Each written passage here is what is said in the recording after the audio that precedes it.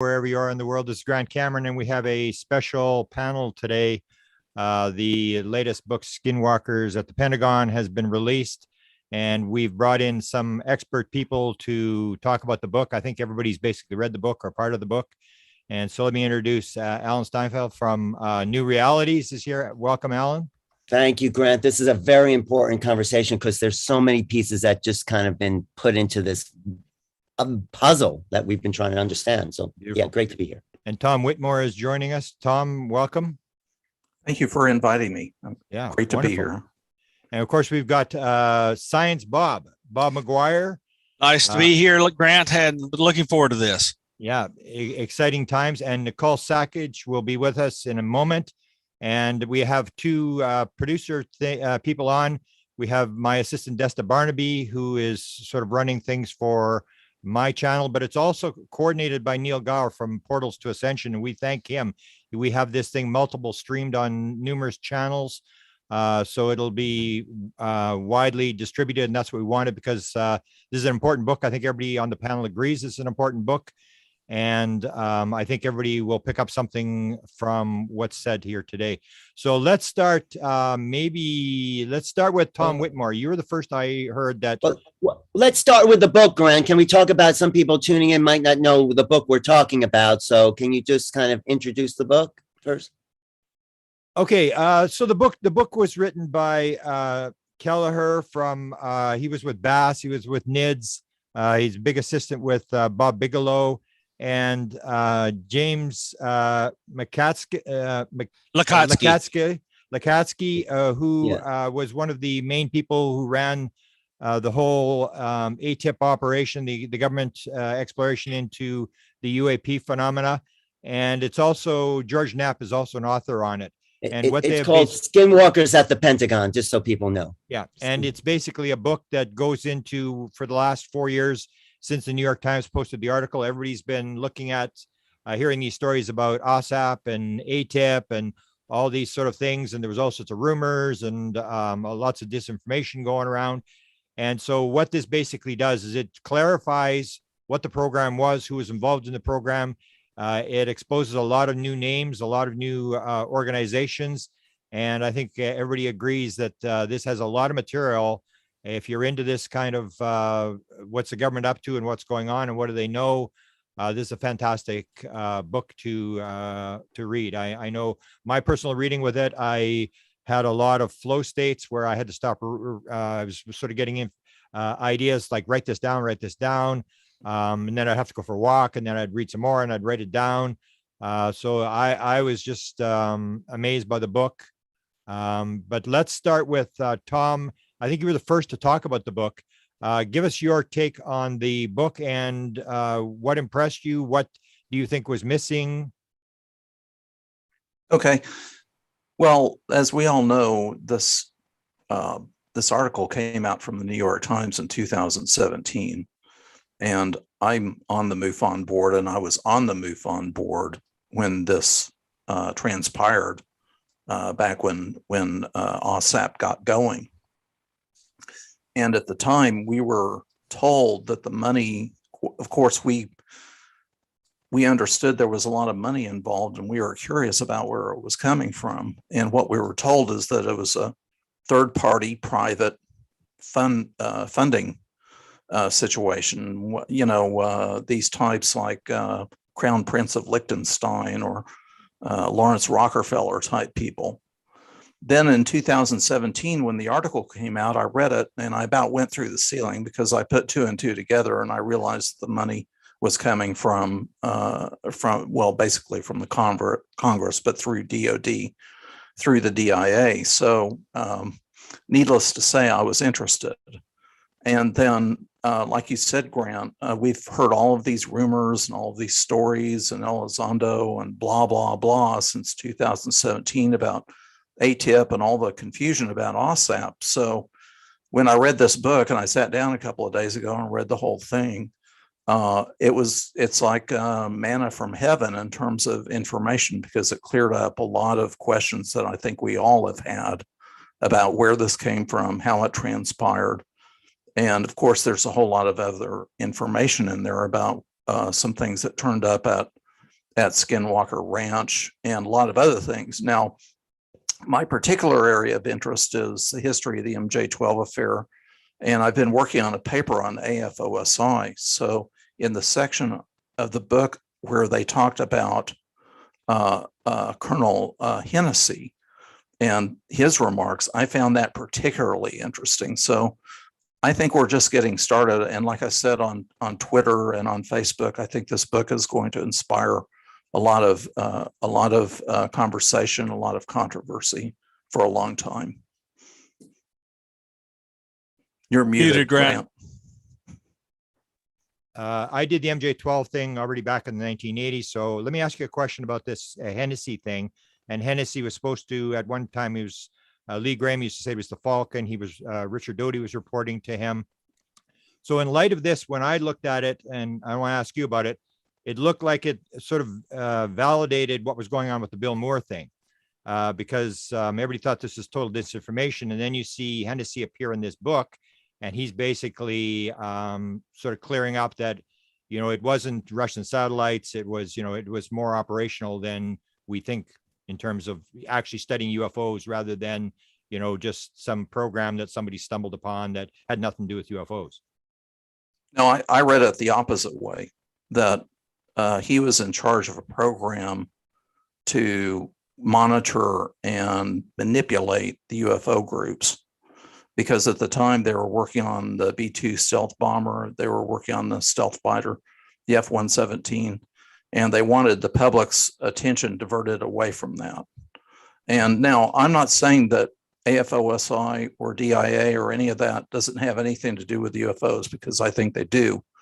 But I think we can be fairly confident that there was some kind of program to manage the UFO scene in the 1980s. And really, when you think about it, you don't have to be a genius to figure out what UFO people want to hear. And that may have had something to do with a lot of the rumors and stories that were floating around in the 1980s and that are still with us today. Okay, super. Let's go to Bob McGuire. I mean, you were pretty excited about the book. You read it. What's your impression, and what do you think we can take away from this book?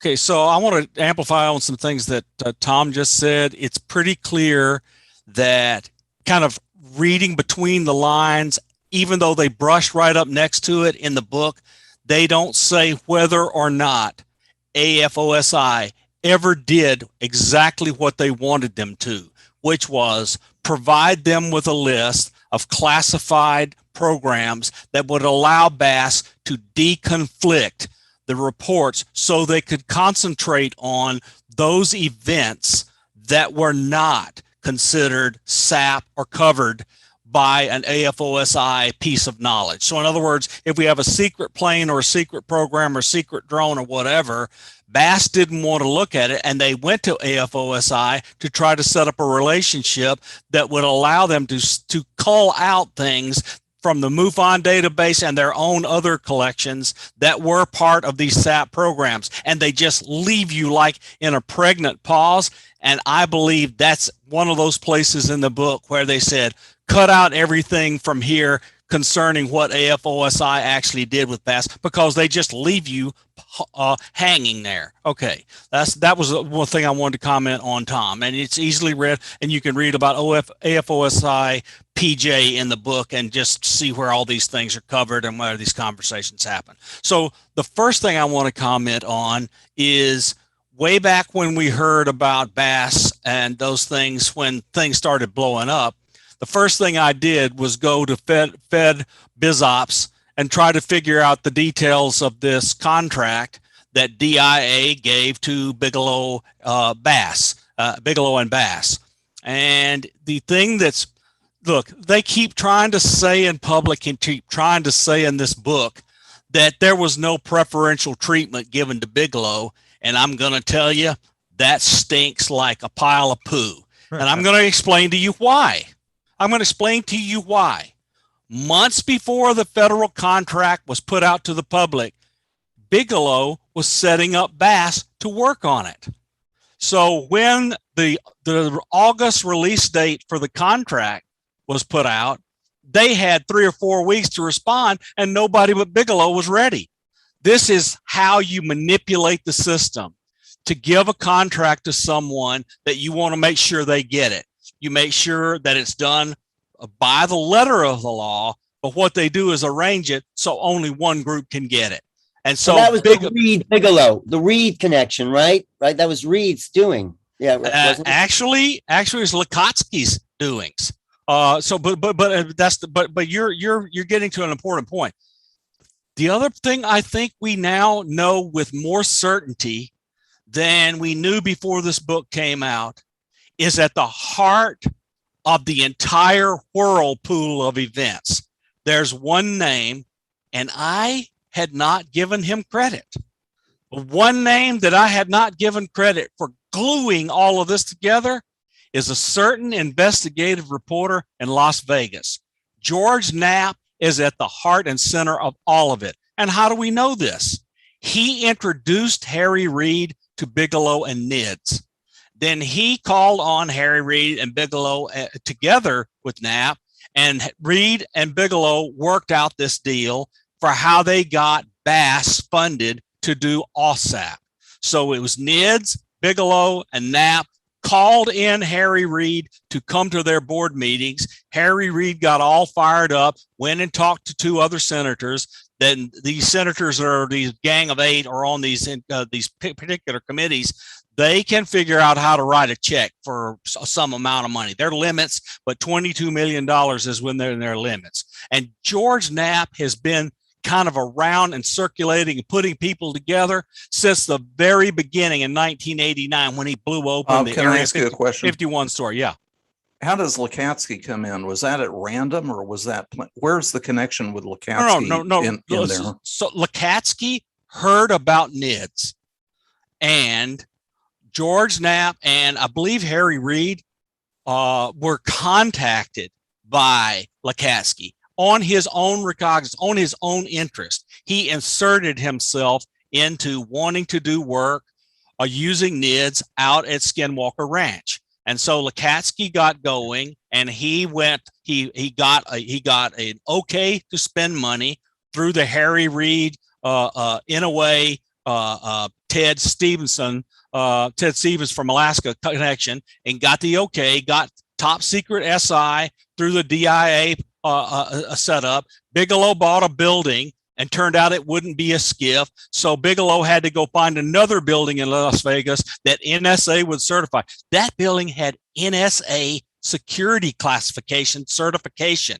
It was to the highest standards you can possibly put in the government on a classified facility that's not a black sap. So, but Bob, can I ask you this? It seems like a coincidence that Lukatsky got involved. That's the way that they presented it in the book. But you're saying that Bigelow was already setting up Bass and all that. All that was pre-planned. No. Lukatsky came in while Bigelow was still running NIDS and said, I want to go to Skinwalker Ranch and some other things. And so he began doing the circulating around with the senators and others through the George, Harry Reid, Bigelow connection to get all of that going. This is that in the 3.5 week trigger is the thing that tells you they wanted to fund Bigelow, who owned Skinwalker Ranch, to do some stuff. Can I add something to this? That's fine. Because my thing was always to think about forget about the whole Nimitz thing. I was always interested and said we should know what Skinwalker Ranch was about, and that's the way I read the book. Was Lukatsky read Skinwalker Ranch book, and he said it was circulating in the Middle East with all the people. It was around the swimming pool and all that sort of stuff, and they're all reading it, and that's why he went there, because he looked at all this paranormal phenomena and said, wow, if we could develop this, if we could figure this out. And that's why they went. It wasn't so much for UFOs, it was for the paranormal stuff at Skinwalker Ranch, and that's why he went to Skinwalker Ranch. So when NIDS was ongoing, they named this AFO as this former intelligence guy who was the one that passed hunt for Skinwalker around the intelligence circles in Afghanistan and elsewhere. And he told them about the 2004 Nimitz case. So that was kind of the first one where they ran around all over the place interviewing all the people we now know from TV about 2004. And then they started developing this interest through Bigelow and Skinwalker Ranch and all the weirdness. Lakatsky found out from all these people who were in these military circles, something weird was going on. And maybe every kind of weird phenomenon you can find can be studied at Skinwalker Ranch. And so Lakatsky went and got himself in, and they formed this contract relationship with Bass. And it's clear to me that it was always going to Bigelow, especially when nobody had a chance to put together anything except Bigelow, and he started putting together Bass before the contract was on the street. So one more kind of tidbit, and I'll shut up and let others talk, is, you know, they said they had to use pseudonyms, and there's just one that just stands out like a sore thumb. There's this medical guy that's involved with NIDS, involved with Bass, and keeps being around, and they call him Norman Black. That, to me, is almost surely a pseudonym for Dr. Kit Green. Well, Bob, you didn't talk about ATIP at all. Where is ATIP? Can you just tell people why? Yes, and I will have. And also, we've been under the illusion that it was all ATIP for 4 years, the whole public, everyone in the media, and now it's not. So go ahead. So when Lakatsky and the three senators funded the program that wound up being executed by Bigelow at Bass and involved investigations of the Nimitz and Skinwalker Ranch, to name a couple, there are many more in the book, the program was called AAWSAP from the get-go. So after a year and a few months of investigation, Harry Reid, as a member of the Gang of Eight and other things, saw all sorts of information that let him believe and know that the Russians and the Chinese were going crazy trying to figure out these UAP things.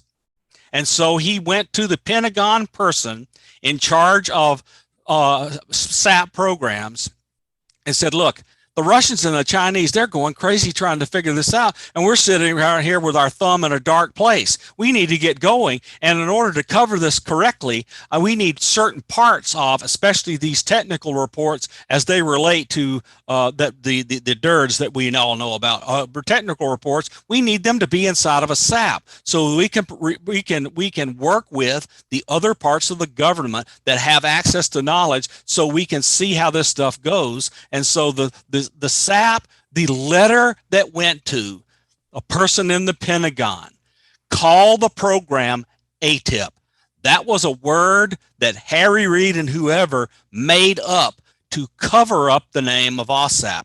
And you can read clearly in the book, in multiple places, DIA was constantly afraid of AAWSAP getting above the sea level, where that's spelled SEE, sea level, and get stomped on by opponents in the Pentagon and elsewhere. So he called it ATIP to cover up the fact that it was actually AAWSAP.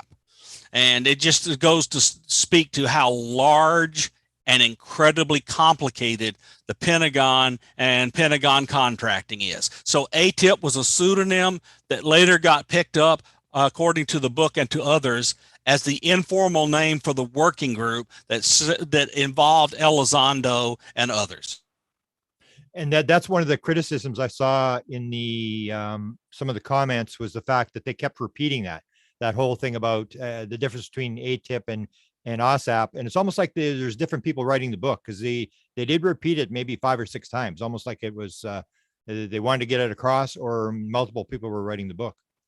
I think this book was rushed out to meet a deadline, and it would have edited a little better. But I do believe that there's multiple people writing this book, and they each kind of wrote a part that they knew about, and they each wanted to emphasize this AAWSAP, ATIP, et cetera thing. And they're trying to let everybody know they were first before Elizondo came on the scene. So, but I agree with you. It reads like multiple people are writing different sections, and they did not have enough editorial help to deconflict it.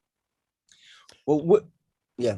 I was just wondering where Elizondo stands now. He was the front guy, and now what position does he look like he's in now, leading this UAP sort of disclosure program? He's a private citizen, and he started a private company with other people to do whatever work he's going to do. But Skyford or something like that. So anyway, but when he was still working in the Pentagon, the informal activity he participated in was ATIP.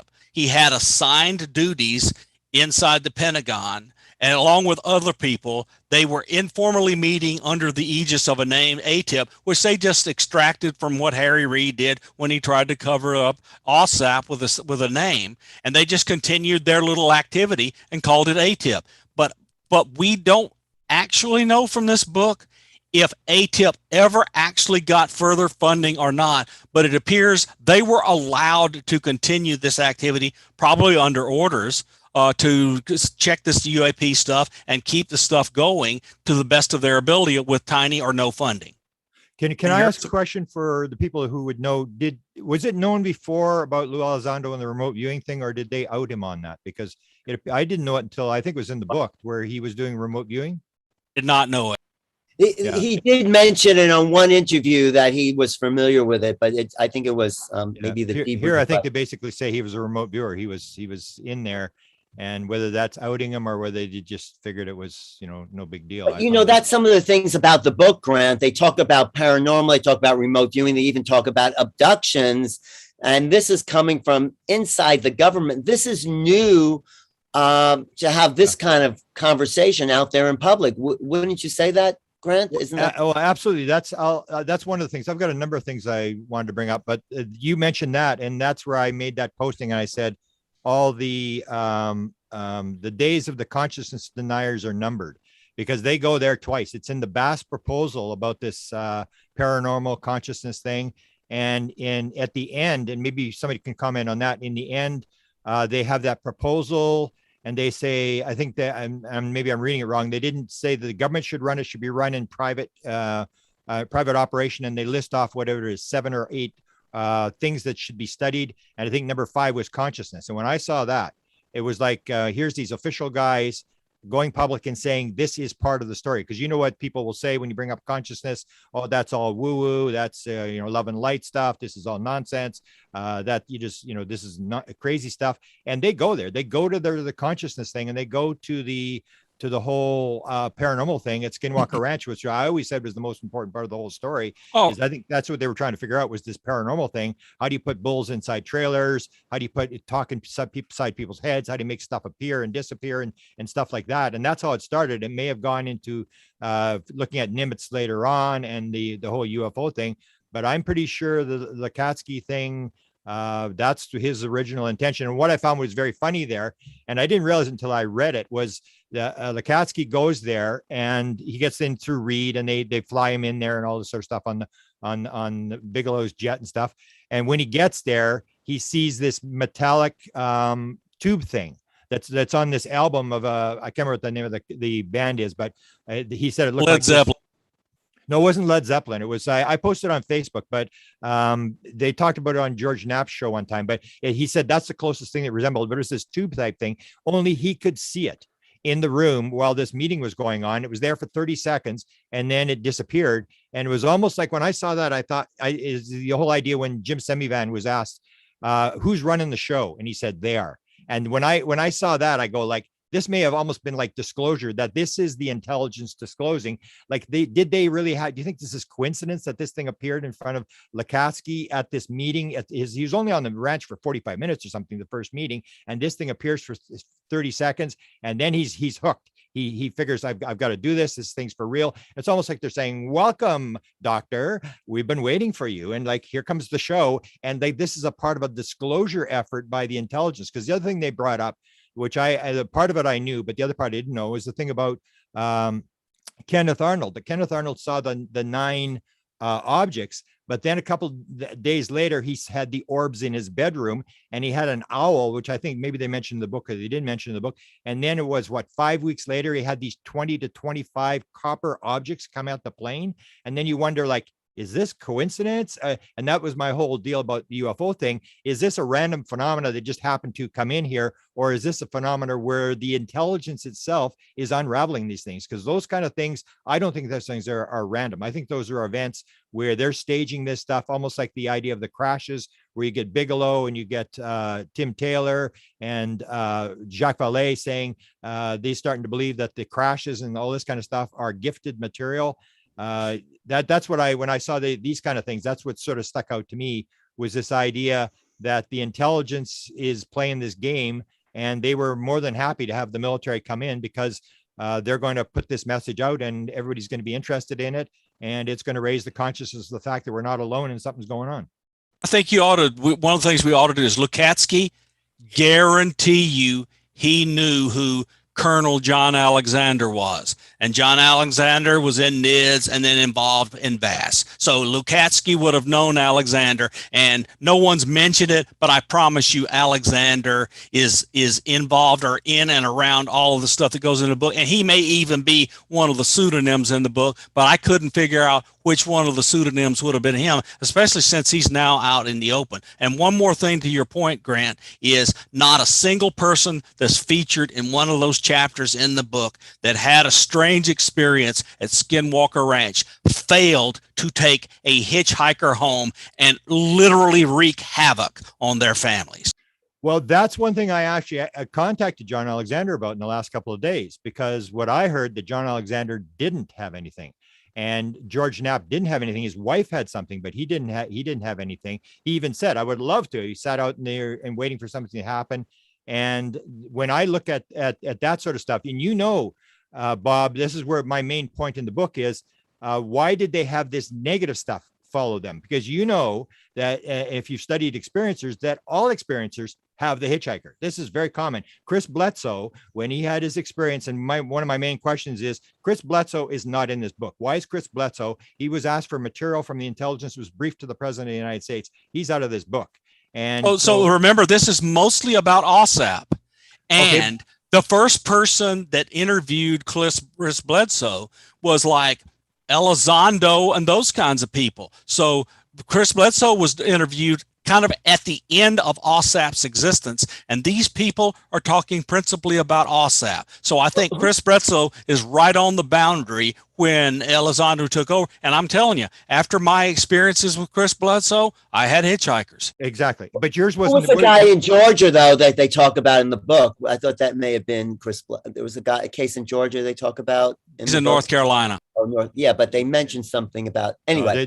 And that's the thing, is Chris had to come home, and I remember talking to him about and they use the scary, what do they call it, the ferocious, or they use some word about dark figures, and everybody has the shadow people. I even asked Chris Bledsoe, and he was telling me about the shadow people, and I talked to all the kids, and I talked to his wife about the shadow people, and I said to her, what are they doing? Oh, they're just going along the wall. They're two-dimensional. They're flying through into the next room and stuff like that. Everybody had those experiences, and yet did Chris Bledsoe have these real negative experiences that these guys brought back? Because when you had the hitchhiker, you had the experience with them, you took it home, and you had the healing stuff that followed you home. So it's this idea that, and I would say that quantum physics now is no longer more about particles, it's about field theory. And this idea that you have a field, and that it comes down to this impression of these military guys that were on the ranch, and they had this experience with the phenomena, and they had the fear thing. Chris had that too. I don't know if he ever told you the story about the guns. He had exactly the same thing, where he had the gun. I don't know if you know the story where he gave up all the guns, where he had that, the fear. I had that fear thing too. When the craft comes in close, it's got a field around it, and you can't express the fear and that overcomes you. So Chris had all these positive, and these guys are showing all this negative stuff. And I actually, I read the book, I actually had sympathy for Christian fundamentalists. In terms of the fact that there's no sort of aliens in the book. If you take the Tic Tac thing out, it looks like demons. It looks like, this kid gets inundated in the middle of the night. And then you see the field theory that when that kid got hit with those orbs in the middle of the night, and the same thing happened. And at the same day, Skinwalker Ranch had the big event. That was the day they were trying to move the ATIP program into Homeland Security. And they gave that briefing, that those 2 high-level guys, and it was a 1-hour briefing and end up 3.5 hours. And those guys went home and they couldn't sleep at night. So they must have done this real fear, this sort of stuff. But to me, it always looked like I can see why fundamentalists would see that this is demons, because you had this kid. The only thing it was missing was the shaking bed. And it was, to me, the book was still a thing to build this fear that there's these evil entities that are in Skinwalker Ranch. And I think John Alexander even pointed that out today, that I knew, and I think everybody knows, it's not just Skinwalker Ranch, it's that entire valley. There's one ranch that I was actually, I had some photos and we had posted them, and then the rancher told us to take them down, has stuff on his ranch and security cameras that, but it's like kindergarten at Skinwalker Ranch compared to what's going on this ranch. So it's that whole valley. And John pointed that out today in one of the email chains, that this is not just the ranch. So they made it to be the ranch. And so I think it's this idea of field theory, and that what you think about gets manifested.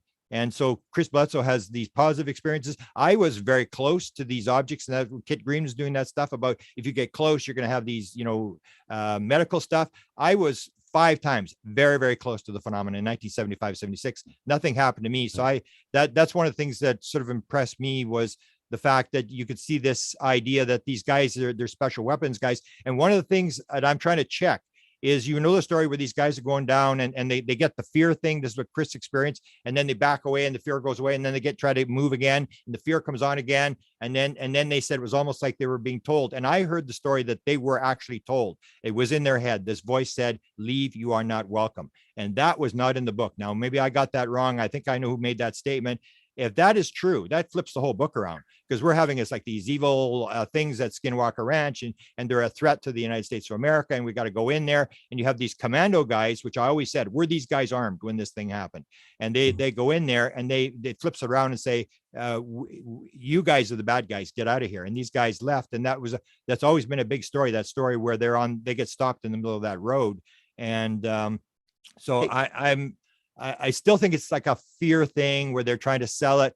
And that's why I think if you, even if the reports, because you saw those reports that were sent at the end that were in Appendix 1, there was nothing there about Chris Bledsoe. And Chris Bledsoe, I think, maintains that he was the first STAR team person that they investigated. Bigelow investigated. But those reports were from AAWSAP. And his contention is the first person to visit was like Elizondo and others, and it was not AAWSAP then, because Elizondo was not part of AAWSAP ever, according to this book. But could Chris Bledsoe be the guy Derek Jones they mentioned in chapter 12, or is that somebody else? Because this is not secret. They only covered up government people who are active classification or worried about tainting the people that work with them. Chris Bledsoe's out in the open. Yeah, see, my problem is that they only showed really bad things. Like they had this anecdotal story about some guy, with the stuff in the orchard, and they wrote a 275-page report on it and stuff like that. And the material, there's nothing positive in there. When in fact, when you take a look at actual experiencers, 50% of all experiencers say at one point during their experience, somebody in themselves or somebody in their family was healed. You see none of that in. Tom has a question. Tom has a question. Right. Did they spend all the money? There was supposedly about $22 million. How much of that did they spend? Was some of it left over for Elizondo to work with? The answer is no. It was pretty easy for me to check. No, meaning what? They didn't spend it all, or they spent it all, and there was none for Elizondo. Okay. What did they spend the money on, though? I'm just curious. What did you find? If you go look in the back of that book, they had millions of dollars worth of equipment, millions. Yeah, I think even Bigelow, the contention was Bigelow even put a lot of his own money in there. Right. So Elizondo he was getting paid from somewhere, though. He had to be, right? I mean, he had a regular job in the Pentagon. He had a regular job in the Pentagon. And so remember, I told you that ATIP continued from everything we read in this book, in and around, and other things that people have said, as an informal activity. Like inside government, the same thing the Invisible College was doing outside the government. Right. Well, here's something that kind of caught my attention. But in a couple of places in the book, they said that Bass hired a former AFOSI investigator. And my first impulse was to think it was Richard Doty. And the reason why I say that is I've confirmed that Richard Doty worked for Hal Puthoff for a time. But they actually did name former AFOSI investigator in there. And I'm a little frustrated because I can't find it, but it's in there somewhere. Yeah. Jerome something or other. But look, remember, that might be a pseudonym for Richard Doty if he didn't want to be in that book. Yeah, Richard because Doty Hal Puthoff was a subcontractor to Bass, and then Doty worked for Puthoff. So that's correct. Both of them have confirmed that. Yeah. 94 to 2006. And that overlaps Bass. What were you going to say, Grant, about no, this is just this idea of Richard Doty, that Richard Doty told me the same thing, that he had worked with Hal Puthoff. In fact, when we had the alien autopsy document, he talked about the fact that he was involved. He didn't see the email, this alien autopsy email, but he said they met with Kate Green in his office and they had all sorts of discussions on this. NIDS was trying to figure out, was the alien autopsy for real? So, but Grant, what were the revelations that you got reading this book that really hit you hard? Well, mostly it was this idea of the what I would call field theory, is this idea that, like, shadow people appear in near-death experiences, they appear in psilocybin experiences, they appear all sorts of different stuff. Even we had a federal police officer who was, we had an experience where we were too close to a train track. There's a film crew, and they reported us to the Royal Canadian Mounted Police. And this guy came in as an Aboriginal officer, and he started to get interested. And he wanted me to go and investigate all these Indian reservations where they had these shadow people, and they wore hats. And so to me, it was like, they always think, it's like, why do aliens wear clothes? Why do aliens usually come naked or just with uniforms on? Why do ghosts wear clothes? And why do shadow people wear hats? I think I even asked Chris Bledsoe, did you see the guy with the hat? And he said, yeah, the shadow person with the hat. And so it was this idea that we're sort of pushing this idea, and this is all over the place. All this stuff is all connected. It's all paranormal phenomena. It's all even these guys that were on the road, they talked about the fact that it suddenly dropped 20 degrees in temperature, and that's classic ghost type stuff. So it's the idea that this is and that's why I say I feel sympathy for the Christian people. How would you know that it's an evil gray from Alpha Centauri that may not have a soul? I mean, you see it, you're basically looking at all this stuff that's paranormal phenomena like ghosts and stuff like that. And you have a situation like with a ghost where somebody commits suicide or gets murdered in a house, and it leaves this sort of energy that all people will talk about, psychics, and they can pick up this energy and stuff like that. That's the kind of stuff that amazed me. And I was always interested in what actually happened at Skinwalker Ranch. Forget about the UFO stuff, because as numerous people will say, you really can't determine anything by lights in the sky. You have to get to the actual paranormal stuff, and the experiencers are experiencing that. So the Skinwalker Ranch stuff really interested me. Even Brandon Fugel talking about this idea where, these guys brought this evil stuff home and it was all bad and stuff like that. And if you look at Brandon Fugel talking in his interviews, when they go into the ranch, his brother flies him in on the helicopter, they pray as they go in. And he actually said in one post, there's a reflective aspect to this phenomena. It's almost like John Wheeler said, it's a participatory universe, or Seth the Channeler said, what happens around you manifest what happens around you. There is no other rule. And this idea that a lot of this stuff was very negative, but you had special forces guys who may have been armed, and they were going in there. And George Knapp even said George Knapp said those that were most aggressive to the phenomena at Skinwalker Ranch had the worst experiences. So that's the part that sort of interested me, was the Skinwalker Ranch part, as to what was going on there. But to me, it's let me point out one quick thing in support of something you said. I want to make sure that people, when they're reading this book, know the stuff that's in it that directly supports your belief and there's some kind of field theory going on. In every case where they bring in equipment, the equipment has an electromagnetic field interaction with whatever this phenomenon is. It drains batteries, it turns it off, it stops it functioning correctly. This is a manifestation of an electromagnetic field in and around this phenomenon. So All the testimony in this book about actual incidents shows there's an electromagnetic phenomenon, and shadow people are an interruption of your seeing the photons bouncing off the wall by something that's between you and the wall. If you see these shadow people, that is a field interaction from quantum electrodynamics. The photons are being blocked from getting to you. So your business about the field stuff is shown throughout this book. Is that the kind of field you're talking about? I don't know, but now there is this electrodynamic field theory called SEMI about the interaction of consciousness through electromagnetism. So there's something to what you're saying, but field theories are throughout this book.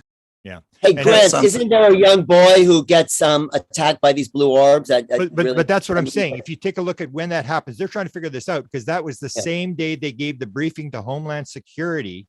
And they're trying to say, what's the relationship? Because it was the kid that got hammered by the orbs that night. And then something happened. But the thing is, his father was one of the guys, the military guys that was stopped on the road, and he brought it home with him. And then his wife saw this, what it was, this wolf, looking at her very dog man looking very angry. I mean, did Chris Bledsoe have that? Did you have that when you came home to with you and your wife, you came home? It's people are having different sort of experiences. And the concept is that maybe this idea that, if you're very aggressive to the phenomena, or you go in there, even this thing where they said this latest guy they brought up in the book, the latest guy that at Skinwalker Ranch was very skeptical about the phenomena. And then he got hit by this ray thing that injured him or whatever. And they bring this up as example. Well, this is what happened to me at Chris Bledsoe's house is when you have the skepticism stuff. When I had the thing with the dog, it happened 2 days before when I was at Chris's house, and the dogs kept getting let into the house, and it happened 3 times. And the front door was wide open, and I just thought, Chris is leaving the door open. And then when I come back 2 days later, that's when the experience with the dog, where the dog gets cut and the blood shooting all over the place. And to me, it was like very clear, because Chris thought it was the shadow people. I said, well, why would the shadow people do it? I said, you know what they want? They're doing a movie. At that time, he was doing that movie with Warner Brothers. And I said, they want this in the movie. They want this to be everybody to talk about this. And they're saying, you weren't impressed with the dogs being let in the house? Watch this. And it was, the blood was all over me. And it was like, and it was that kind of thing where you got to be careful when you're dealing with this phenomena that it is interactive. And that's where the important thing was at the end, where they say you got to look at the consciousness aspect of that. But if you look at the team that they brought on listed in the front of the book, there's nobody has any idea about consciousness or paranormal phenomena. You're bringing in special forces people. Like, what do they know about UFOs? I mean, they don't know anything. And you're treating it differently, and you have to respect. And I respect the fact that at the end of the book, they go there and they say, consciousness is part of this whole thing, and that has to be studied. And yet I don't see, except for Bigelow putting up $3.7 million back in the 1990s for a chair on consciousness studies at UNLV. Bigelow knew the connection, but I'm not sure they had anybody on there who really knew the background of paranormal phenomena and, shadow people and this kind of stuff, because they come out with this impression, and I think they're trying to sell it. And that's why I don't think you see any discussion of anything positive or Chris Bledsoe or whatever, because nobody's going to give you any money. I mean, if you put that stuff in the thing, this is a report that's coming out that says this is the threat to the United States of America, and it comes down to basically the same as ghosts. I mean, where are we going to start, taking black helicopters over houses that are haunted? I mean, it's basically a phenomena that they ran into, and I think the reason they went there, why Lukatsky went there, was because the whole idea is it's an anomaly. Anomaly means you got one of your building blocks is wrong. And if you go in and you study this bizarre phenomena of putting bulls in trailers and airports and manifestations and portals and all this kind of stuff, then you're going to figure out some stuff that you can use. And my big fear is, I point out, the Canadian government wrote a top secret memo in November of 1950. And people, if you go to WikiLeaks or whatever, or Wikipedia, they'll talk about MK Ultra starting in 53. It started in 51 in Montreal, 6 months after that top secret memo was written. And in the top secret memo, it was written, mental phenomena may be associated with the flying saucers. And the guy that was in the MK Ultra first meeting in June of 1951 was the same UFO guy that Wilbur Smith was reporting to in the Department of Defense. So that's my big fear, is that this stuff is all going to be turned and used for weapons. And I think there's another side to the story that with these ideas of this thing appearing in front of Lakatsky or all these events with Kenneth Arnold that show that the phenomena is disclosing itself. It's like Jim Semivan said, it's running the show. It's doing the disclosure. And part of all these big events that they're showing is to get people to talk about it. It's the theory of wow. Why do UFOs have lights on them? They have lights on them so you can see them. They want you to talk about it. They want this out because they want consciousness raised to the point that everybody realizes the world is not as simple and nuts and bolts as we think it is. Right. I have Hey, something Tom. interesting from the book I'd like to bring up. Yeah. If that's okay. I'm going to read a paragraph. Shortly after the successful meeting with O'Toole at DHS, Sacha Mover and Jim Bell began knocking on doors beyond DHS to connect with the, quote, keepers of the secrets in at least 2 other agencies. In these meetings, which took place in June, July 2011, Sacha, Jim, and colleagues were treated rudely and harshly. Bell and Mover were repeatedly told no and hell no. This left Mover and Bell convinced that advanced technology was sequestered under government supervision at aerospace contractors' facilities. As a result, the DHS officials became very hesitant and even fearful of moving forward. Well, that's in the Wilson leak document as well. The idea that they went to try to find it and they basically said, back off or you're going to lose a star. And that was what, what's his name from the Appropriations Committee went to Area 51. His name's escaping me. He was a lawyer for armed service. The Senate Appropriations Committee heard that they were doing stuff at Area 51. D'Amato. Dick D'Amato. Dick D'Amato. So Bird, who ran the committee, was interested in UFOs. He said, are they doing UFOs at Area 51? And everybody on the committee said, I don't know.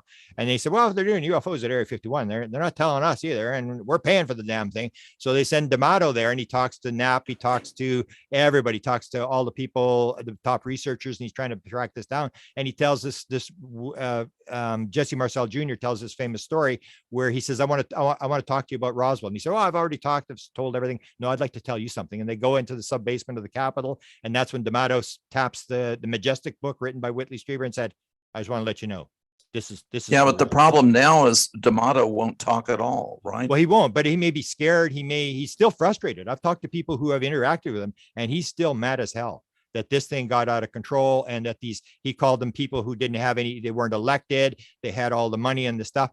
But I would throw it out maybe even to Bob and to everybody. If this group, and I think people will admit, there's got to be a group there that controls, even Tom DeLonge, where, you know, when he's in the skiff, they're talking about like it's for real. So it appeared that there is some group that has it. Why the cover up? Why are these very high level people telling people to get lost?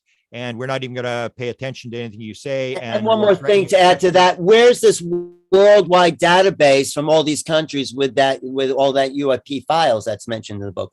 I mean, I think that's part of that question you're asking. Who's running the show on this end, right, Grant? Well, that's a lower level, though. The report stuff, I'd even heard Bigelow had come to Canada. He made an offer to get the Canadian stuff. But Bigelow was buying up everything.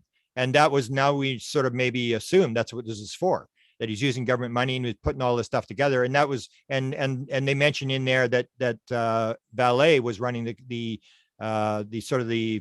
computer end of it, that they always said you needed all this material, gather all the material. And that was Bigelow's job, to run around and get all this material. But that would be a lower database. That would just be UFO sightings from various countries and stuff. This is the big stuff. Like, where's the hardware? There's somebody that appears, from what Tom read and what I've heard, and everybody knows the rumor that there's this elite group. Eric Walker told us there's an elite group, and if you were invited in, I would know. And we knew that he knew for sure, but he would never disclose anything. And that's the key. It's like, what's the thing? Is it about technology? Is it the fact that we don't know anything? Why do you think they're basically saying hell no, no, and hell no? Grant, I've heard one explanation that intrigued me, and that's that they don't want the Christian crazies to get a hold of it. You know, they'll suppress it completely, even as if it's not already suppressed enough. Well, but I can see, I mean, if I can see that some religious preacher is going to get hold of this book and make hay out of it. Cause I mean, if you take out the Tic Tac thing, it looks like demons, man. It's exactly like demons. There are no aliens. There are no, it's, you know, it's this mysterious stuff in the bedrooms and scary stuff. And, you know, it's injuring people, and especially the dark thing. I mean, it's always been known that the dark shadowy thing is Satan. I mean, it's like, you know, the prince of darkness. I mean, it's like, that's what, so I can see that the people would be very upset in the Pentagon, or the people would be trying to stop this thing, because if you don't have the background, you and I have the background on UFOs, but if you don't have the background on UFOs, like that briefing that was given at Homeland Security, I think they said in the book, those guys did not sleep at night. These are high level Homeland Security. I mean, if you take a Christian preacher in there and give him that briefing, what do you think he's going to say? I mean, he's going to be flipping out like, wow, man, the devil's here and the second coming's coming and stuff like that. I can relate to. But in the book, you know, they mentioned there are all these databases, like 11 databases, and I wouldn't be surprised if Jacques Vallée had a hand in writing the API or something. Like he put it together. That was his whole idea, was you got to get all the material.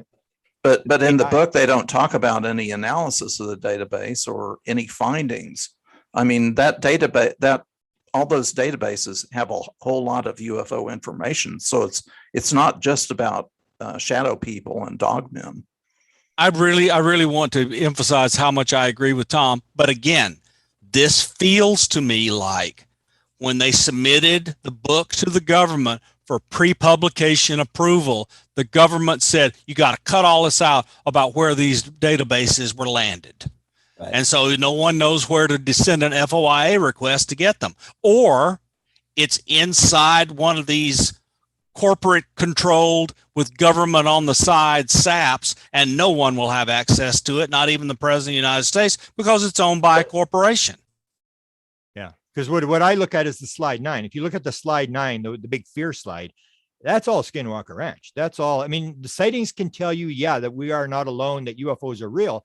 But what can you really get out of the Canadian database with 20,000 sightings that were reported by people on the street? You're going to get a certain amount of material. But if you can get onto a place like Skinwalker Ranch, like a laboratory where you're interacting and you've got metal, you know, you've got equipment picking up electromagnetic fields and stuff like that, and you're actually interacting with whatever is behind the phenomena. And that's why I always said experiences like Chris Bledsoe are very important, because they're interacting with whatever it is that's creating this whole phenomena.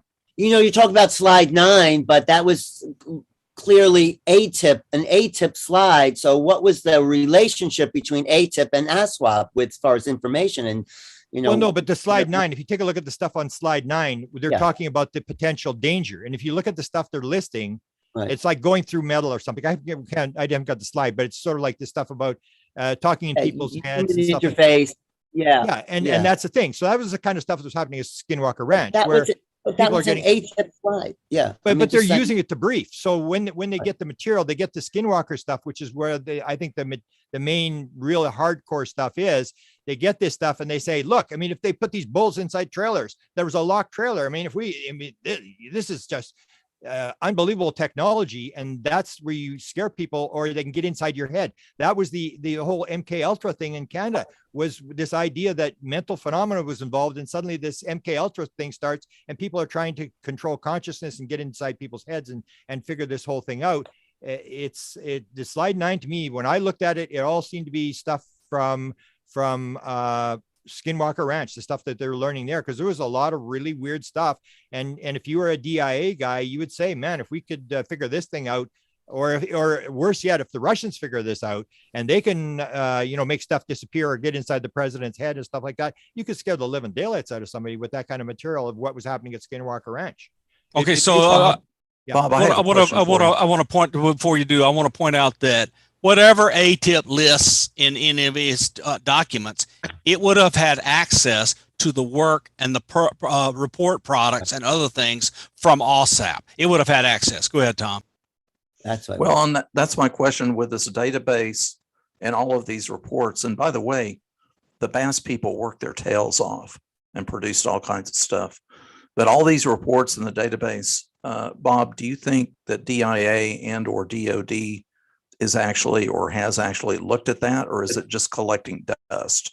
I think Lukatsky, before he retired, disseminated widely, because remember, he was walking it around to DHS and other places, and they were wowed by the work that had been done. I cannot believe how much unbelievable science and engineering was done for a measly $22 million. But Bigelow must have paid for a lot of that by augmenting the funds by some mechanism, because that is a lot of work. But if he was going to DHS, if they were going to DHS, it's because DOD didn't want it.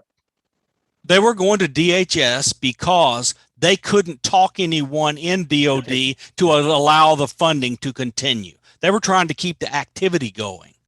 Yeah. And the other thing I mentioned, like you talk about the money, even you take this study where you mentioned Kit Green, and we all knew they were doing this study where they went to, well, I know for sure, because Peniston writes about it in his book, where they come to Peniston and they offer him a full disability in exchange for his DNA and the brain scan. And they're doing the whole brain scan, the DNA and all this kind of stuff. And that's big money. I mean, you're doing DNA stuff on all these people. And according to what he told Peniston, there was 8 people working on it. Bigelow was the contractor. It was run by the Defense Department. That's big time money. When you start doing DNA and you're moving around and getting medical records. What is the year of that? Well, Peniston's got it in his book, and it seems it was about 2013, 2014 when Kit Green came to him, and he basically said, I wasn't injured, but he said, I'm going to find out what you're doing. And that's when he said, we're trying to figure out how does it pop in and pop out, which indicated to me they know a little bit more. And that it gets into this idea about portal technology, wormholes, that they have some concept. It's more than just, watching stuff fly around, that they have some idea of how this thing is operating. Even the expense involved in that stuff, that lets you know for a fact that there was money put on this work after AAWSAP ended because of the date. Yeah. And you would just hide the money. I mean, that works in the Defense Department. You put it under another name or whatever, that especially if it's going darker, if it's going blacker, then it just sort of disappears, and they want you to think that it was shut down or. Well, that's a whole other topic too. Is Kit Green's approach to the immune system being like a super database and information system? I think that's really an interesting subject. Yeah, that was him and Nolan. Yeah, I was going to show you slide 9, Grant. Do you see? This is slide 9 of. This is the stuff you're talking. Psychotronic weapons. Is this you're saying ASWAP this is the research and it was just put out as ATIP? So, yeah, well, they're just using the material. What they're doing is they're looking into all the databases and what they've got to try to sell this thing to Congress. You want to find all this stuff. So whether you're getting it from ATIP or from Skinwalker Ranch or wherever you're getting it from, they're gathering all this material that would indicate there's a threat there that either we figure it out or the Russians figure it out. And if the Russians get all this kind of stuff, then like the sensor disassemblation, the instant sensor disassembly, that was to me was the whole deal at Skinwalker Ranch when they had the 2 cameras looking at each other and the one camera gets ripped down and the other, they go and look at the other camera and there's nothing on the camera. That's the kind of stuff where if you're a DIA guy, you're going to look at that and go, how the hell did they do that? And if we could figure out to do that, that's some technology, because everything's going to work on a principle, a physical principle or a principle. There's going to be a law. And if you can figure out the law, there's a lot of technology there. It's the last line here in slide 9 that really is key. I think must have been Elizondo. What was considered phenomena is now quantum physics. I mean, that's what Elizondo's sort of been hinting at. They're trying to understand this advanced science because we can't understand it with Newtonian linear mechanistic science. So it just indicates the whole thing behind the anomaly thing. I always point out with the anomaly, when you have an anomaly, it means you're trying to put a puzzle piece in a puzzle that's from a different puzzle. It's not going to fit, and you have to figure out the anomaly. Almost like Einstein said, you cannot solve a problem using the same information you used to create the problem. Or William James said, you think you're thinking and you're actually just rearranging your prejudices. You've got to get new materials. That's why anomalies are so important at Skinwalker Ranch. If you go in and you figure out how the anomaly works, then you've got technology, and Bob can back me up on this whole idea about lead time in weapons. It's the whole idea that if you drop an atomic bomb on the Japanese and they go to the emperor and say, oh, they just dropped this atomic bomb. And he said, well, build an atomic bomb and drop it on them.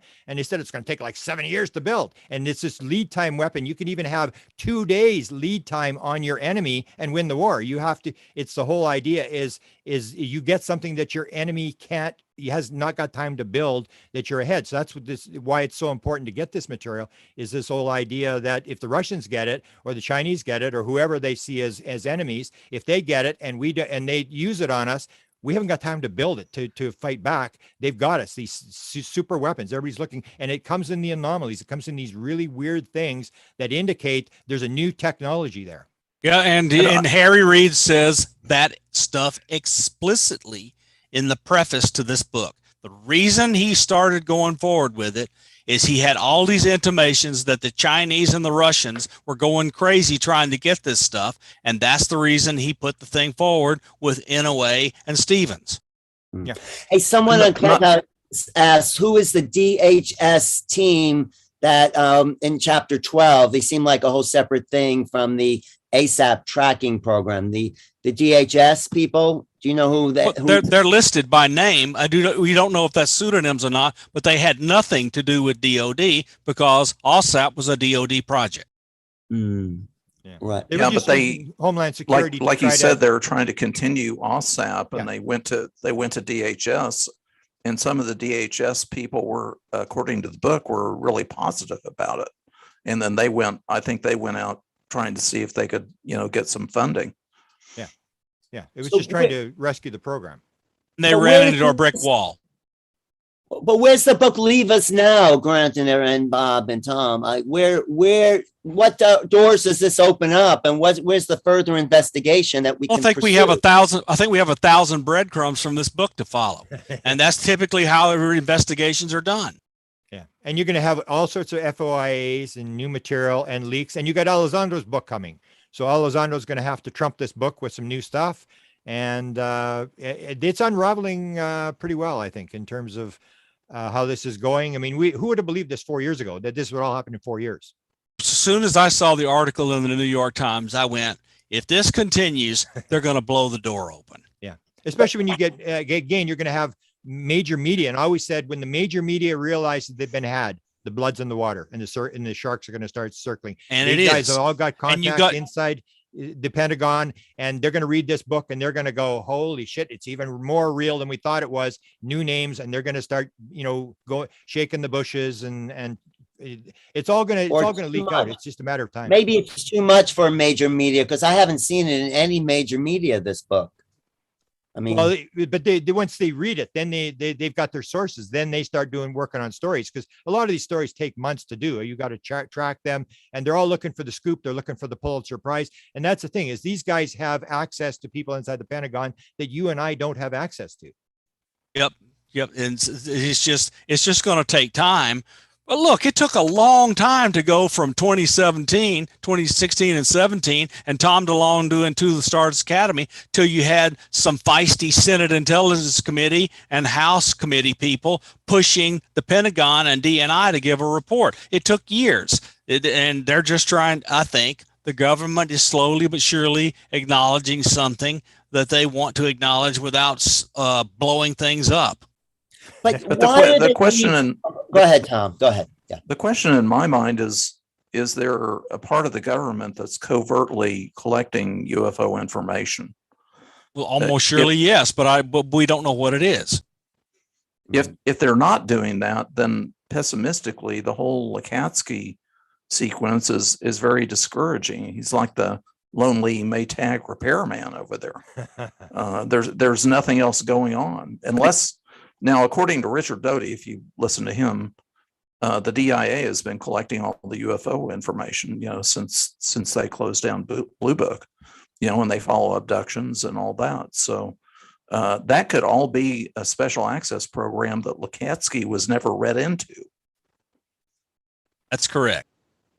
Yeah, and they've been following Chris Bledsoe, and we all know the stories. I mean, they're very interested in who his contacts are, and can you get this stuff, and this idea that went up to the president. They asked for information and it was taken up to the president. So they got to be careful. Maybe you can explain this, Bob, this idea about they can't interact with civilians, this whole idea that you're looking at military stuff, but you really can't start spying on American people and tapping phones and stuff like that. You can't without a warrant from a FISA court. Okay. There's a FISA court. but in a UFO stuff, to collect UFO stuff would be fairly difficult. You'd have to have a. That's the reason. That's the reason I think every bit of that stuff is being done with government on the side at corporations. Yeah. So, but let me ask you, why did they bring the abduction phenomenon into this? It has affected, they admit, hundreds of thousands of people. I mean, doesn't that open up a huge can of worms for everyone who's been involved in that? And the government is admitting to it now. So where does that leave all these abductees? Got a book that admits there's abductions and experiencers, but you don't have government reports saying we were looking at a bunch of experiences. You have Lukatsky claiming that he was motivated by this, but Lukatsky is not a government spokesman. They're not saying it. Grant, in response to your comment about interacting with U.S. people, I've been working on a paper on AFOSI, and I've been reading these government regs, and Air Force directives, and they're not supposed to interact with U.S. people, but there are loopholes in that. For example, they can do it if they have approval from upper management. And now I'm not talking about tapping phones. Bob's right. You have to have a warrant for that. But just, interacting with people, if they think they have a reason, like a counterintelligence reason, they can do that. Also, open source information is fair game. So they can attend a UFO conference, just like anybody in the public could. And also, I just had a conversation with a former AFOSI guy a few days ago, and he said they can monitor somebody for 90 days before they have to go to management and get further approval. So there are some loopholes in that. Okay, for a counterintelligence investigation. Remember, the counterintelligence people are not trying to build a case for a legal action. They're trying to build an intelligence product. So if you've got to go across a line and start writing stuff down to pass it to law enforcement, then you got to go and do a whole lot more getting approvals. But as long as you're taking notes down for a counterintelligence operation, so you can figure out who's talking to who and who's passing secrets and all this other stuff, you can do the counterintelligence work. Richard Doty did it against U.S. citizens in their own home. Okay, well, but what is the risk to benefit? Because you can sort of get around, but you know what happened to the church committee in '76. If you get caught, I think even Elizondo talked about this. So you can't walk around the Pentagon without a lawyer following you. That everything you do gets checked. So if you're the boss, are you going to authorize, okay, we need this data? Is it worth getting a couple of UFO sightings or something in order to sort of bypass this when you know eventually it's going to leak out and all hell's going to break loose? Every high level intelligence meeting that I've been to where an operational decision was being made, and I've been to a bunch of them, the general counsel or whoever agencies were in that meeting are in the meeting. They're there every time. Yeah. I remember Bill Moore talking about that because that was the whole thing about the cattle mutilation that, nobody could figure it out. And then the theory came out that it was the American government. And then he made the point. He said the American government would never risk crashing a helicopter in order to get a couple of cattle. This doesn't make any sense. It's this risk versus what you're going to get out of it. You always got to weigh that. And unless there's a really good reason to go for it, you're not going to step over that line because, the risk is just too much in terms of if it falls apart and you lose it. Even like the thing where you're rescuing people from other countries and stuff like that with special operations. If it falls apart, it's like the whole, you look really bad and the president could come down over it. Well, and another loophole is volunteer, in the intelligence world. I'm sure you all have heard of walk-ins. If you walk into AFOSI or the Air Force or whatever and volunteer information, then that's fair game. They don't necessarily have to have higher permission to work with you on that. That is correct. That happens everywhere in everything with an investigative arm. People walk in. And that's what happened with Benowitz. Benowitz was a walk-in. Hey, Bob, in the beginning of the program, we talked about Elizondo and Danny Sheehan and so if he really didn't work for ATIP, or maybe he did, but what is the case Danny Sheehan claims to have with they're wiping out Elizondo's record and the whistleblower complaint? Look, Elizondo, even though he worked for the government, he's a citizen. He has rights. Okay. So, but all of his stuff that he left behind at work is covered by federal regulations, and they are federal records.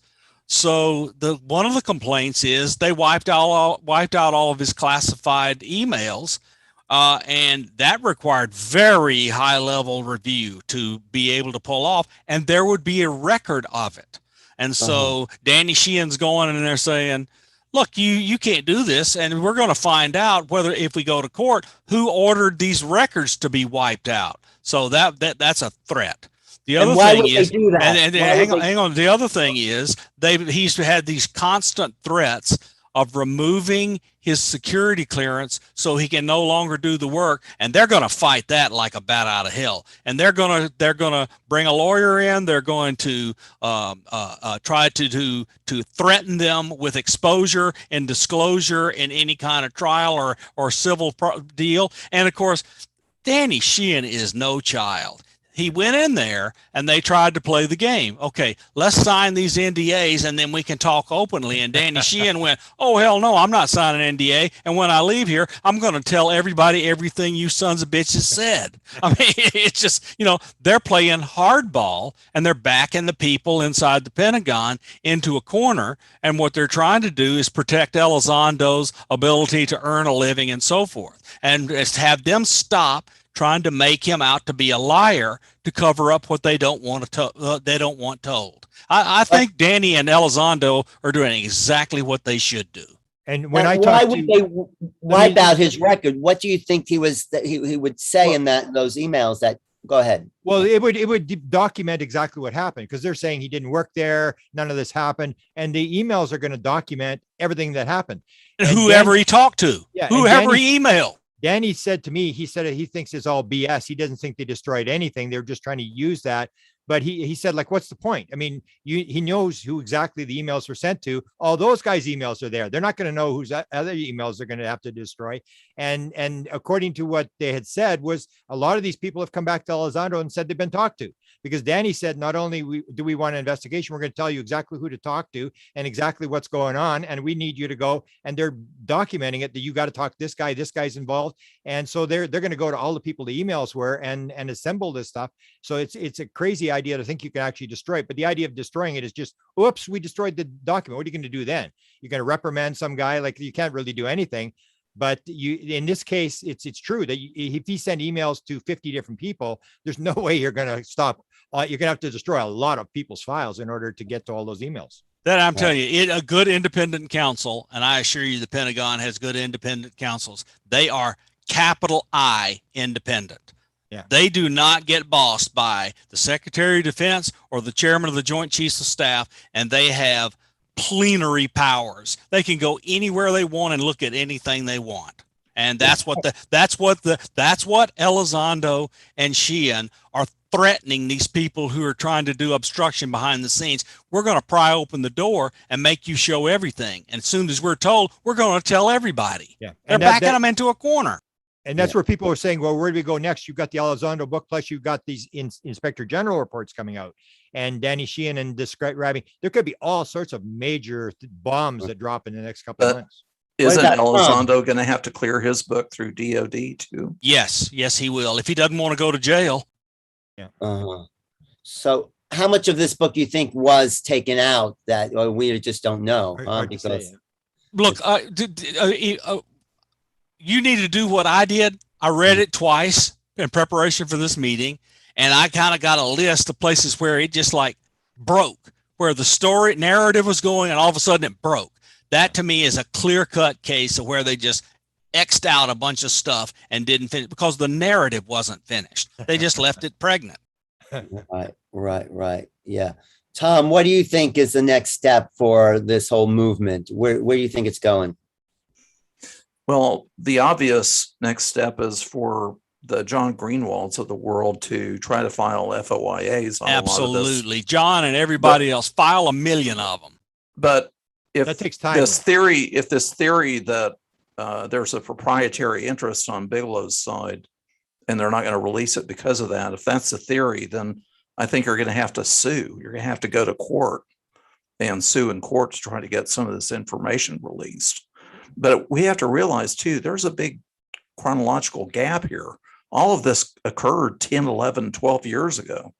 You know, what's been going on since then? Right. And so we're still left with crumbs from the banquet table, and we have nothing but a million questions left. Well, but they threw in some stuff in the last year that, like the George Knapp, Jeremy Corbell stuff that's come out, the videos and other things. They threw in a few crumbs from recently, but there's still a gap.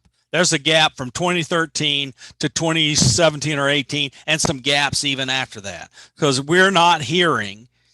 Look, the silly report reports only things that happened after Nimitz, and that's just crap. We know there's 1,000 things that happened before the Nimitz, and they're not mentioning them at all in this report. Now, the language that was being pushed recently in the National Defense Authorization Act says they're going to have to reveal this stuff, but there's no place in there where it mandates a public report. Right.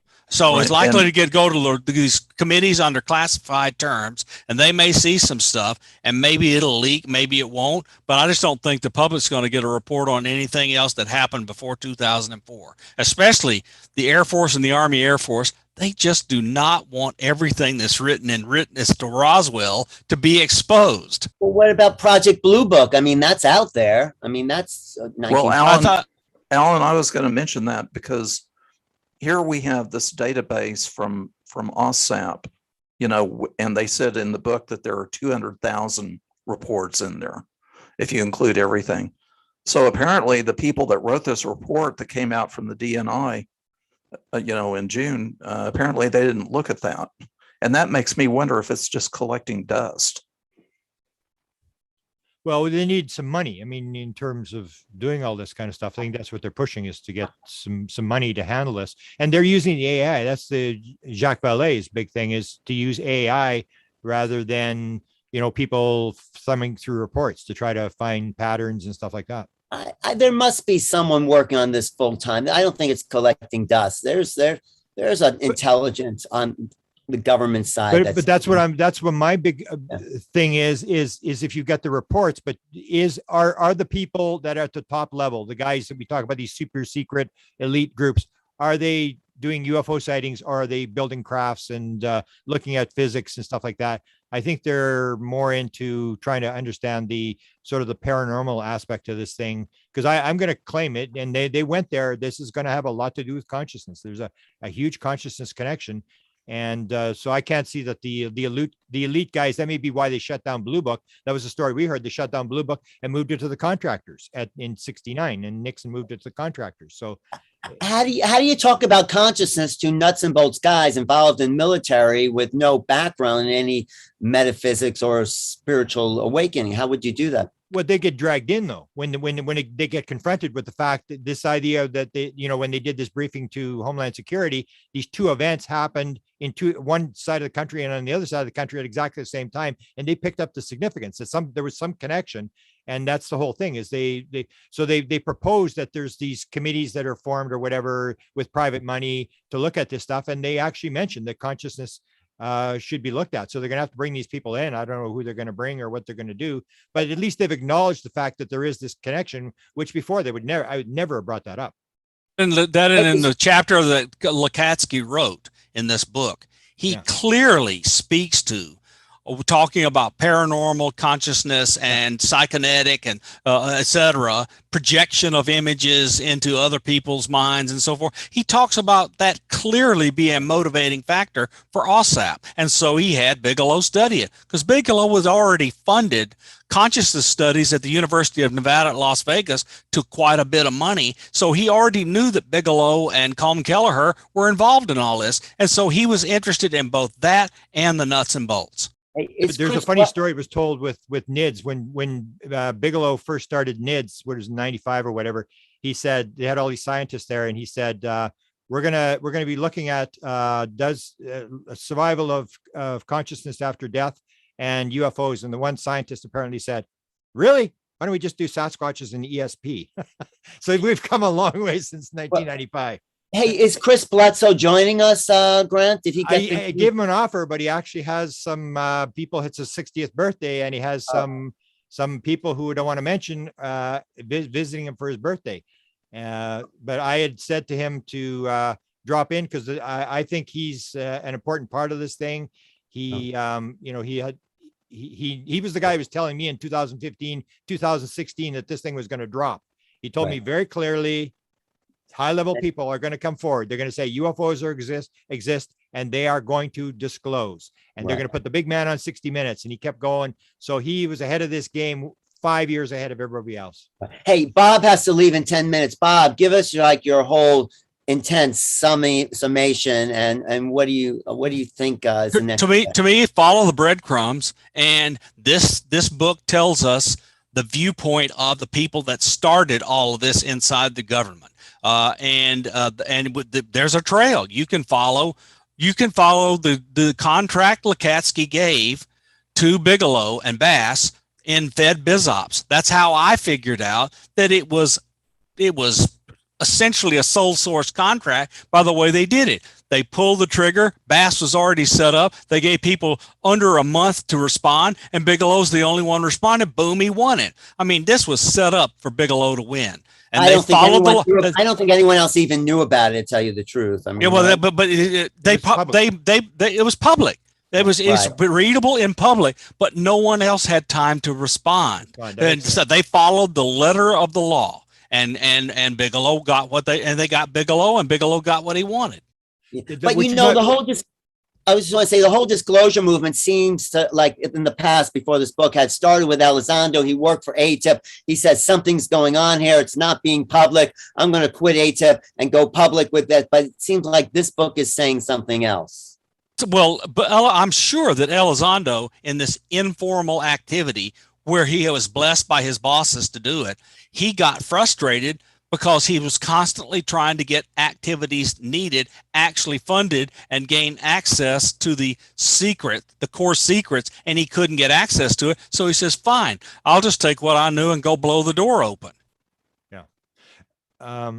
It leads me to a question about how orchestrated do you think these guys like Elizondo, and you see this sort of planning for Bigelow to get the contract? Do you think this is very orchestrated? Because you mentioned the Elizondo quitting, and I may have the date wrong, the data wrong, but he quit in the morning, and the New York Times, he was meeting with him in the afternoon, along with Hal Puthoff and a contractor and Jim Semivan. And it looks like, to me, it's way more orchestrated, as if they know exactly where they're going to go next. And this is like a playbook that they're following. So look, the necessary information to write the New York Times article, Mellon and Elizondo and others orchestrated its release, its declassification, so that Leslie Kean could take it and show it to her editors with Ralph Blumenthal and Helene Cooper, because New York Times is not going to run that article without proof. So all of that stuff was orchestrated while they were still in the door. Yeah. And once they got the article out, they left the door. Then let me ask you, Bob, a question about this thing, because Elizondo resigns and then he meets with the New York Times. What's the thing about these, like Semivan's retired, Mellon's retired, Justice is retired, Elizondo's retired. Is there this thing that you retire and then you're able to operate? Because if you remember the story with Jim Semivan, he said he knew about Chris Bledsoe in 2008 or whatever, but he was not allowed to meet with him until he retired. So can you explain how that works, where it appears like these people are retiring and then they're allowed to do a lot more than they could if they were a government employee? Just like the reason I think the way the core secrets works is people are in government, they get trained how the levers of government work by being inside the government. They're vetted, they're cleared, they're exposed to all sorts of functions in the government. But if they are going to go work where the core secrets are, we all believe it's inside of corporations. They have to leave the government to go be inside those corporations. So, yes, I think this is planned. And this is part of the big revolving door controversy in the United States. People learn how, look, I did it. I learned how to do all sorts of stuff in the government, and I retired, went to Virginia Tech and started 2 companies. and because I knew both of those companies filled a need that was not being met by anyone, but I married that with understanding that technology had gotten to the place where I could do stuff knowing what was needed that other people might not do. And so I'm just telling you, they know that they can leave and go to work for the corporations because the corporate revolving door has not been plugged. And so it's just a standard way to do things. And in this case, Elizondo had a mission. When they retire, they can talk a lot more, Grant, but as long as they don't disclose any classified information. Okay, but one of the expressions I heard that Kit Green had said, you have a security clearance, a top secret security clearance when you're in the government, but when you go to the contractor, then you get the real security clearance. But there's that, and furthermore, when you sign these NDAs, they are lifelong commitments. Yeah. So what about the idea of Elizondo running for Congress to get out of that NDA? Is that just so if he gets elected to Congress, he could walk into the well of the House and speak whatever he wants to, and they can't do a whole lot to him. Okay, so and I think he can walk further over the edge than he has. Okay, so but look, the minute Elizondo declares what party he's in, he's going to make enemies to the other 50% in the United States. I just don't think it's a win for Elizondo to get into politics. And he's doing pretty well. It takes money too. I mean, you got to have money to run for anything.